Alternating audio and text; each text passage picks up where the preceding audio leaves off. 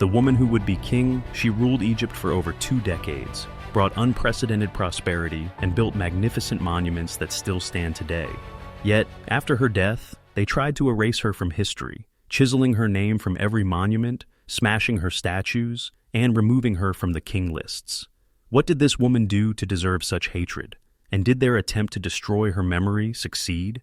Stay until the end to discover the shocking truth about the pharaoh they couldn't erase. This is the extraordinary story of Hatshepsut, the woman who dared to become king. The royal bloodline, Hatshepsut was born around 1507 BC during Egypt's 18th Dynasty, a period historians now identify as the New Kingdom, the golden age of Egyptian power and prosperity. She was the daughter of Pharaoh Thutmose and his great royal wife, Amun. Her lineage was impeccable, her blood as royal as any in Egypt. Through her mother Ahmosi, she descended from the legendary Thutmose I, the pharaoh who had expelled the Hyksos invaders and reunified Egypt, founding the new kingdom itself. In ancient Egypt, royal succession followed complex rules. While the throne typically passed from father to son, the concept of divine blood flowing through the royal women was equally significant. The title, God's Wife of Amun, held tremendous religious and political power, and the royal women who bore this title were considered essential to legitimizing the pharaoh's rule. Hatshepsut's royal pedigree through both parents made her one of the most elite members of the royal family. Thutmose I was a warrior pharaoh who expanded Egypt's borders through military campaigns into Nubia and the Levant. He was the first pharaoh to be buried in what would become the Valley of the Kings, establishing a tradition that would continue for centuries. His reign brought stability and prosperity to Egypt, and he ends born. His daughter Hatshepsut received an education befitting her status. She was taught to read and write hieroglyphics, trained in statecraft, and immersed in the religious rituals that governed Egyptian life. Marriage and the succession crisis. According to Egyptian custom, Hatshepsut was married to her half-brother, Thutmose II, who became pharaoh after their father's death around 1493 BC. Such sibling marriages were common among Egyptian royalty, designed to keep the divine bloodline pure and concentrate power within the royal family. Through this marriage, Hatshepsut became great royal wife and held the prestigious title of God's Wife of Amun. Thutmose II's reign was relatively brief and unremarkable. Ancient sources suggest he may have been sickly, and his military campaigns were modest compared to his father's achievements. Hatshepsut bore him a daughter, Neferuri, but no male heir. This presented a significant problem for the succession. Thutmose II did have a son, however, from a secondary wife named Iset, a boy also named Thutmose, who would later become Thutmose III. When Thutmose II died around 1479 BC, the succession crisis erupted. The heir to the throne, Thutmose III, was merely a child, perhaps only 2 or 3 years old. He was too young to rule, too young to perform the sacred rituals required of a pharaoh, too young to command the army or make decisions of state. Egypt required a regent, someone to govern until the young prince came of age. Hatshepsut stepped forward to fill this role. As the late pharaoh's widow, as great royal wife, as God's wife of Amun, and as a woman of pure royal blood descended from Ahmose I himself, she was the logical choice.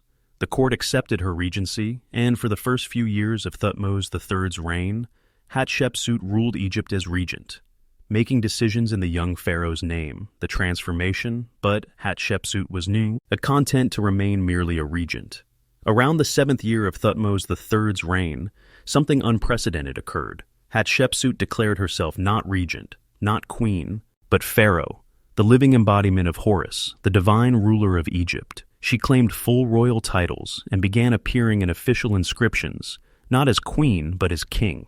This transformation was revolutionary and shocking. Egypt's concept of kingship was fundamentally masculine. The pharaoh was the living Horus, the son of Ra, the incarnation of divine masculine power. The very word for ruler, Nisu, or pharaoh, was grammatically masculine. For a woman to claim this role challenged the cosmic order itself, the concept of Ma'at that governed Egyptian civilization. Yet Hatshepsut was shrewd. She didn't simply declare herself pharaoh and expect acceptance. Instead, she carefully constructed a legitimacy narrative that would justify her unprecedented claim. She commissioned inscriptions declaring that the god Amun himself was her true father, According to the divine birth narrative carved on the walls of her mortuary temple at Deir el-Bahari, Amun had taken the form of Thutmose III and visited her mother Ahmose, making Hatshepsut not merely the daughter of a king, but the daughter of a god. She adopted the full royal titulary of a pharaoh, taking 5 royal names as was traditional. Her throne name was Maatkare, meaning truth is the soul of Ra. In official art and statuary, she began depicting herself in the traditional regalia of a male pharaoh, wearing the Nemi's headdress, the false beard, the shendit kilt, and carrying the crook and flail. In reliefs and statues, she was shown with the bare chest of a male pharaoh, though the hieroglyphic inscriptions sometimes employed feminine grammatical forms when describing her. This visual transformation was deliberate and calculated. By presenting herself as a male pharaoh in imagery, while maintaining her identity as Hatshepsut in text, she bridged the impossible gap between her female identity and the masculine requirements of kingship. The reign of prosperity. Whatever controversy surrounded her ascension, Hatshepsut's reign proved remarkably successful. Unlike many pharaohs who measured their greatness through military conquests, Hatshepsut focused on trade, architecture, and internal development. Her reign, lasting approximately 22 years, brought unprecedented prosperity to Egypt. One of her most celebrated achievements was the expedition to the land of Punt, depicted in extraordinary detail on the walls of her mortuary temple. Punt, located somewhere along the Red Sea coast, possibly in modern-day Somalia, Eritrea, or Yemen, was a legendary land rich in exotic goods. Hatshepsut dispatched a major trading expedition comprising 5 ships, each measuring approximately 70 feet in length. The expedition returned laden with treasures: myrrh trees with their roots carefully preserved in baskets, frankincense, ebony, ivory, gold, animal skins, live animals, including baboons and exotic birds, and cosmetics. The reliefs at Deir el-Bahari show the obese queen of Punt, her dwellings built on stilts, and the peaceful nature of the trade mission. This expedition re-established trade networks that had lapsed, bringing wealth and exotic goods into Egypt. Hatshepsut also initiated an extensive building program unmatched by any pharaoh before her. She constructed or restored temples throughout Egypt, including major additions to the Temple of Karnak in Thebes. She erected 2 massive obelisks at Karnak, each carved from a single piece of red granite and standing nearly 100 feet tall. The inscriptions on these obelisks proclaimed her divine legitimacy and her achievements as pharaoh. Her crowning architectural achievement was her mortuary temple at Deir el-Bahari, designed by her architect and possible lover, Senenmut. This temple, with its 3 terraced levels rising against the limest, cliffs, was a masterpiece of ancient architecture. Its colonnaded porticos, elegant proportions, and integration with the natural landscape made it one of the most beautiful structures in ancient Egypt. The temple walls were decorated with painted reliefs depicting her divine birth, the Punt expedition, and religious festivals. During her reign, Egypt enjoyed peace and prosperity. While Thutmose III accompanied military expeditions to maintain Egypt's borders and authority, major warfare was largely avoided. Trade flourished, the treasury overflowed, and monumental construction projects employed thousands of workers. By any measure, Hatshepsut's reign was a golden age, the power behind the throne. Hatshepsut did not rule alone. She relied on a circle of capable and loyal officials, the most prominent being Senenmut. This man of non-royal birth rose to extraordinary heights during Hatshepsut's reign, accumulating over 80 titles, including chief steward of Amun and overseer of all royal works. He served as tutor to Hatshepsut's daughter Neferuri, and became the architect of her greatest monuments. Senenmut's relationship with Hatshepsut has been the subject of much speculation. Some scholars suggest they were lovers, pointing to the unusual honors he received, including permission to construct his tomb near hers and to have his image carved in her mortuary temple, honors typically reserved for royalty. Others argue he was simply an exceptionally capable administrator who earned Hatshepsut's trust through competence and loyalty. Regardless of the nature of their relationship, Senenmut's sudden disappearance from the historical record around year 16 of Hatshepsut's reign remains mysterious. His tomb was left unfinished, his monuments were later vandalized, and he is not mentioned again in any records. Whether he died, fell from favor, or was removed as part of a political struggle remains unknown. The young king waits. Throughout Hatshepsut's reign, Thutmose III remained alive, officially recognized as co-ruler but effectively powerless. The young king grew to manhood in his aunt-stepmother's shadow, watching as she wielded the power that should have been his. He participated in royal ceremonies, accompanied military expeditions, and held nominal authority, but real power resided with Hatshepsut. Historians have long debated Thutmose III's feelings during this period. Did he seethe with resentment, plotting the day he could reclaim his stolen throne, or did he accept the arrangement, learning statecraft from his capable regent? The answer remains elusive, buried beneath centuries of sand and the later actions that would define his reign. What is clear is that Thutmose III received thorough military training during these years. He accompanied campaigns to Syria and Nubia, learning the arts of war, strategy, and command. When Hatshepsut's reign finally ended, Thutmose III would prove himself one of Egypt's greatest military pharaohs, leading 17 campaigns into Asia and expanding Egypt's empire to its greatest extent. The mysterious end. Around 1458 BC, Hatshepsut disappeared from the historical record. The circumstances of her death remain one of ancient Egypt's great mysteries. No definitive account of her final days survives. No description of her death, no clear indication of whether she died naturally or met a more sinister end. Thutmose III, now in his early 30s and an experienced military commander, finally became sole ruler of Egypt. He had waited over 20 years for this moment. What happened next would transform Hatshepsut from celebrated pharaoh to erased memory. The systematic erasure. Approximately 20 years after Hatshepsut's death, a systematic campaign began to erase her from history. Someone, almost certainly Thutmose III, though possibly his son Amenhotep II, ordered the destruction of Hatshepsut's monuments and the obliteration of her name from inscriptions throughout Egypt. Her statues were torn down, smashed into pieces, and buried in pits near her temples. Her name was chiseled out of inscriptions and replaced with the names of Thutmose I, Thutmose II, or Thutmose III. Her images on temple walls were plastered over or recarved to show male pharaohs. Her obelisks at Karnak were walled up, hidden from view behind stone barriers. The systematic nature of this erasure suggests it was an official policy, executed methodically over years. The question that has haunted historians for centuries is, why?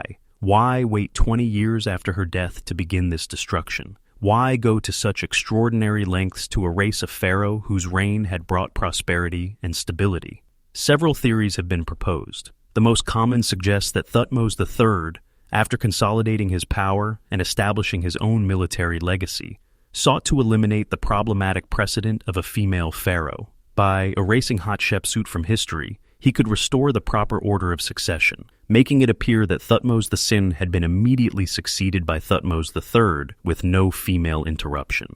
Another theory suggests the erasure was motivated by practical concerns about succession.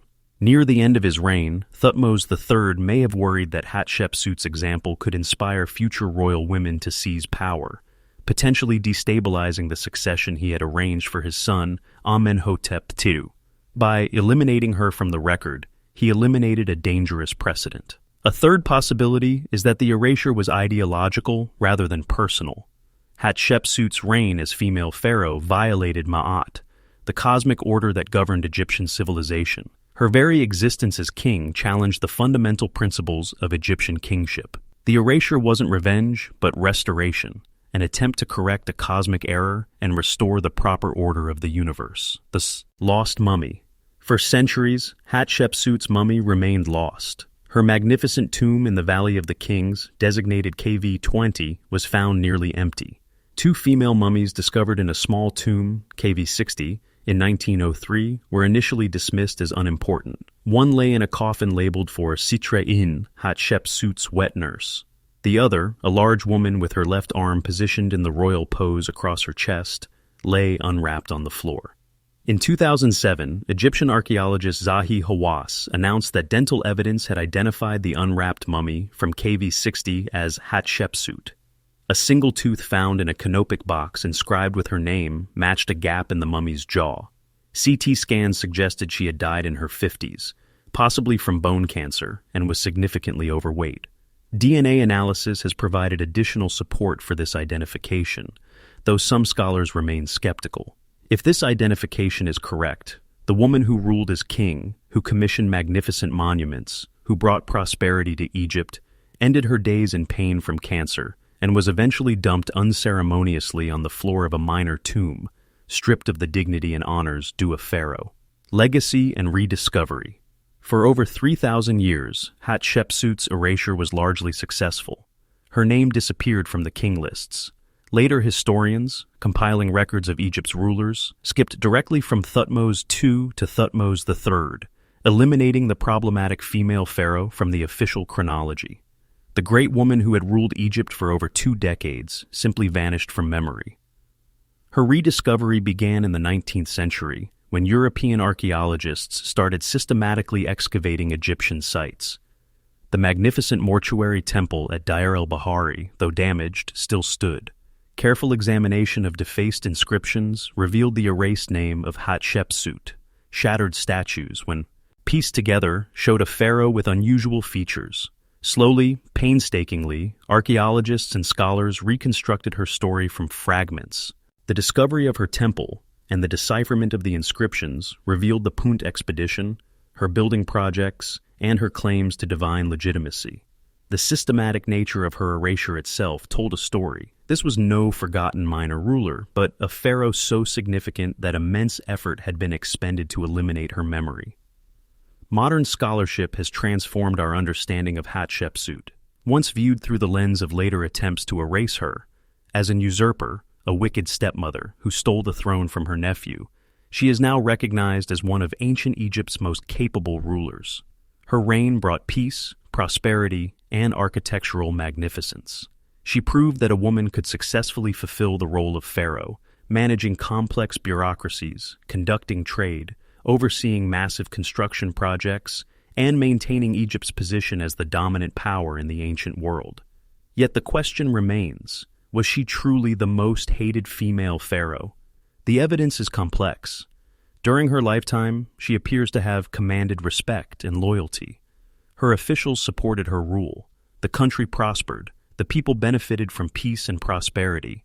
No evidence suggests popular opposition or rebellion against her rule.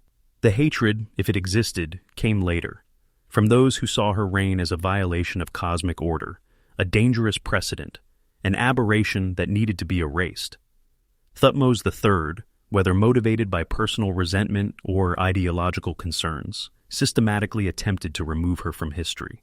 Later royal ideologues excluded her from king lists, preferring to pretend she had never existed rather than acknowledge a female pharaoh. In a sense, the intensity of the effort to erase her memory testifies to her significance. Minor, unimportant rulers are forgotten naturally. Only a pharaoh whose reign was long, successful, and through. Eating to established order would warrant such systematic obliteration. The very thoroughness of the erasure reveals how significant Hatshepsut's achievement truly was, the pharaoh they couldn't erase. She was not hated in life, but her legacy was hated. Hated enough to warrant systematic destruction. Hated enough to be expunged from king lists. Hated enough to be forgotten for millennia. In the end, however, the hatred failed. Hatshepsut has returned from oblivion to take her rightful place among Egypt's greatest pharaohs, the woman who became king, who ruled for over 2 decades, and who challenged the ancient world's assumptions about power and divine authority. The pharaoh they tried to erase has achieved immortality after all. What do you think? Was Hatshepsut a revolutionary leader or a violator of cosmic order? Drop your thoughts in the comments below. If you enjoyed this deep dive into ancient history, smash that like button and subscribe for more untold stories from the ancient world. Hit the notification bell so you never miss our next video. Want to see more about ancient Egypt's most controversial rulers? Check out our video on Akhenaten's heresy, linked in the description. Thanks for watching, and I'll see you in the next one.